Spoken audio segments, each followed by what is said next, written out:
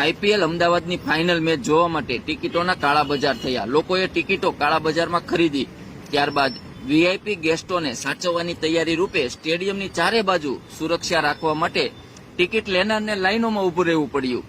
કેટલાય ચાહકો ટિકિટ હોવા છતાં કંટાળીને જતા રહ્યા। ત્યારબાદ વીઆઈપી ગેસ્ટ સ્ટેડિયમમાં દાખલ થઈ ગયા બાદ સ્ટેડિયમ ભરવા માટે પછી કેટલાય મફતિયા પ્રેક્ષકોને અંદર ઘુસાડવામાં આવ્યા।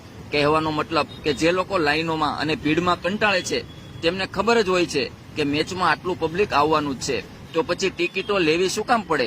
હવે જરા બીજી વાત કરીએ તો મહેનત કરે મુર્ગા અને રાજી થાય ફકીર એવું ક્રિકેટ રશિયાઓનું છે। આરસીબી જેનો માલિક કોણ છે તે પણ કેટલાક ચાહકોને ખબર નહીં હોય। તેવા ચાહકો આરસીબી જીતી એમાં ગાંડા ઘેલા થઈ ગયા। પોતાના ખર્ચે ફટાકડા ફોડ્યા, ટાઈમ બગાડી, ધંધા બગાડી આઈપીએલની મેચ જોવાની, મેચની રાત્રે લટાર મારવા નીકળ્યો, એમાં મેચનું પરિણામ આવ્યું। સામે 4 બાઇકવાળા લબર મૂછ્યા રાજી થતા મારી પાસે આવીને કહે આરસીબી જીતી ગઈ, પણ હલા એમાં મારે કેટલા ટકા અને તમારે કેટલા ટકા।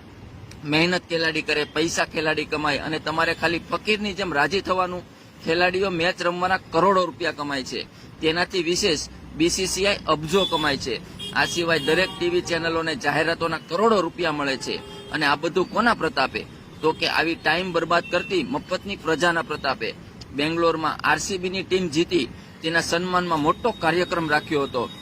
પહેલી વાત તો એ કે આઈપીએલ એબીસીસીઆઈની ખાનગી ટુર્નામેન્ટ છે, તેમાં માલિક પહેલા વિજય માલ્યા હતા, અત્યારે કોણ છે તે ખબર નથી, અને તેની ટીમને સન્માનમાં કર્ણાટકની સરકારે હાજરી આપી, એ પણ વ્યાજબી નથી। સરકારી પ્રોગ્રામ તો કહેવાય નહીં, જો આ ખાનગી પ્રોગ્રામ હોય અને વ્યવસ્થા તંત્ર ગોઠવાયું હોય તો બરાબર છે, પણ કોના કહેવાથી આરસીબીની ટીમને સન્માનવાનો પ્રોગ્રામ કર્યો અને તેમાં થયેલી ભાગદોડમાં 11ના મોત થયા અને કેટલાય ઘાયલ થયા। તેમાં ખેલાડીનું શું ગયું? ઉપરથી તેમના કરોડોની ફી ઉપરાંત અબજોની ગિફ્ટ મળશે। સરકારનું શું ગયું તો ચાહકોની જાન।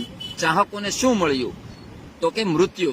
ખૂબ તર્ક સંબંધી વિચાર કરો તો ચાહકોને જો શોખ છે તો તે ફક્ત તેમના ઘર પૂરતો સીમિત રાખીને ખુશ થાય તો વ્યાજબી છે, પણ આવા મોટા મેળાવડામાં જઈને જ્યાં તમારી જાતને જોખમમાં મૂકવી તે બુદ્ધિશાળી વ્યક્તિઓ તો ના જ કરે। જે મૃત્યુ પામ્યા એને સરકાર પૈસા આપશે। જે ખેલાડીઓના સન્માનમાં જઈને મૃત્યુ પામ્યા, શું તે ખેલાડીઓ તેમના ઘરે સાંત્વના આપવા જશે?